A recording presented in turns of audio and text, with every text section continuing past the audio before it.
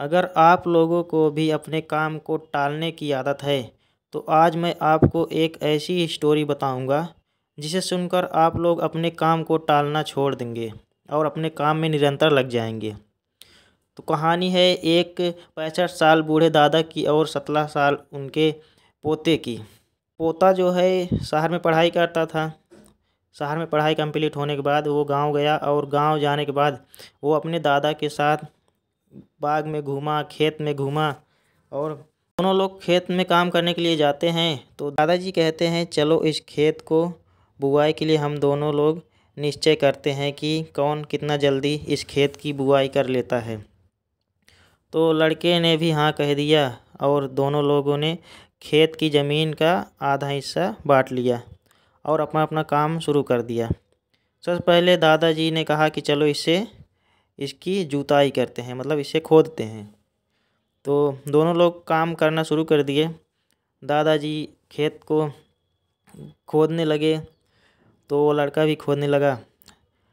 लड़का बार बार थक जा रहा था। वो पीछे मुड़कर देखता था, कहता था कि अभी बहुत सारा काम है, क्या होगा कैसे होगा। लेकिन दादाजी बिना रुके और बिना थके बिना पीछे देखे हुए निरंतर खोदते रहे। खेत को उपजाऊ बनाने के लिए उसे तैयार कर दिया। लेकिन छोटे से बालक का भी आधा का आधा भी खेत तैयार नहीं हुआ। तो दादाजी ने उस खेत को जोत भी लिया और उसमें फसल भी बो दिया। फिर उसके बाद देखते हैं अपने पोते का, उसने आधा का आधा भी कार्य नहीं कर पाया। तो लड़का सोचने लगा, मन में विचार करने लगा कि दादाजी तो इतनी उम्र में भी कैसे इतना सारा कार्य कर लिए।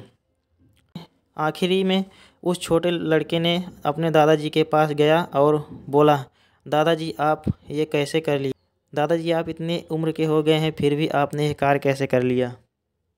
तो दादाजी ने बालक को समझाया और कहा, देखो बेटा, जब आप कोई काम करते रहो तो उसे पीछे मुड़कर नहीं देखना चाहिए। अपने लक्ष्य की ओर हमेशा आगे बढ़ते रहना चाहिए।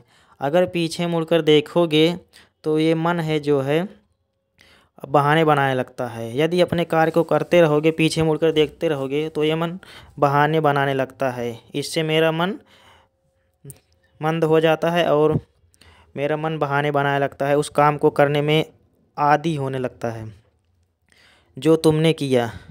और मैंने अपने कार्य को करते रहा निरंतर और पूरा कर लिया। फिर तुम अपने कार्य को करते रहे और पीछे मुड़कर देखते रहे, इसलिए तुम्हें ऊब सी आ गई, इसलिए तुम अपने कार्य को पूरा नहीं कर पाए। तो आप लोगों को इस कहानी से क्या सीख मिलती है? इस कहानी से यही सीख मिलती है कि हम अपने लक्ष्य की ओर अगर कोई कार्य कर रहे हैं तो हमें उस कार्य को करते रहना चाहिए। हमें अपने लक्ष्य की ओर आगे बढ़ते रहना चाहिए, पीछे मुड़कर कभी नहीं देखना चाहिए। तो आज की बस कहानी यही थी। वीडियो अच्छा लगा हो तो चैनल को सब्सक्राइब जरूर कर देना और लाइक कर देना।